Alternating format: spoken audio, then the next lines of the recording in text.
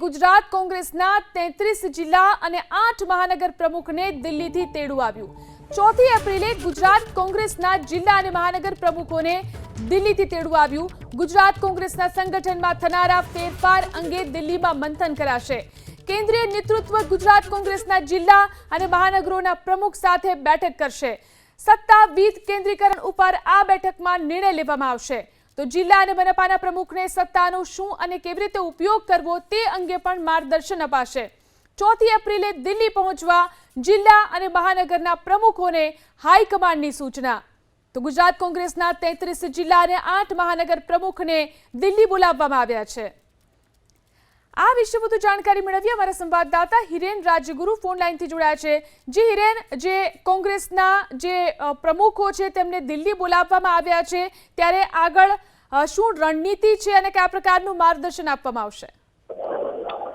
8મી અને 9મી એપ્રિલે કોંગ્રેસનું રાષ્ટ્રીય અધિવેશન ગુજરાતમાં મળવાનું છે। આ પહેલા ગુજરાતના સંગઠનની અંદર કેટલાક ફેરફારો જરૂરી છે અને એ ફેરફારોને લઈ જિલ્લા પ્રમુખ અને મહાનગરોના પ્રમુખને દિલ્હી બોલાવવામાં આવ્યા છે। 3જી એપ્રિલે બપોરે 3 કલાકે ઇન્દિરા ગાંધી ભવન પહોંચવા માટે આ તમામ પ્રમુખોને સૂચના આપવામાં આવી છે। જે માહિતી મળી રહી છે એ પ્રમાણે હવે રાષ્ટ્રીય નેતૃત્વ ગુજરાતની અંદર કેટલીક સત્તાનું વિકેન્દ્રીકરણ કરવા ઈચ્છી રહી છે।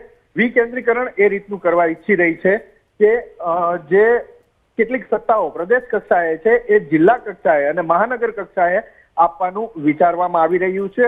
પરંતુ એ સત્તા જ્યારે એ લોકોને મળશે, જિલ્લા પ્રમુખને કે મહાનગર પ્રમુખને, તો એનો કેવી રીતે ઉપયોગ કરવો, કેટલો ઉપયોગ કરવો, શા માટે આ સત્તા તેમને આપવામાં આવી છે, આ તમામ બાબતોનું માર્ગદર્શન પણ આપવામાં આવશે અને એટલા માટે આ બેઠક બોલાવવામાં આવી છે। જોકે એવું નથી કે માત્ર ગુજરાતના જ જિલ્લા અને મહાનગરોના પ્રમુખોને બોલાવવામાં આવ્યા છે, પરંતુ દેશભરના તમામ 700 જેટલા જિલ્લા પ્રમુખો અને મહાનગરોને બોલાવવામાં આવ્યા છે।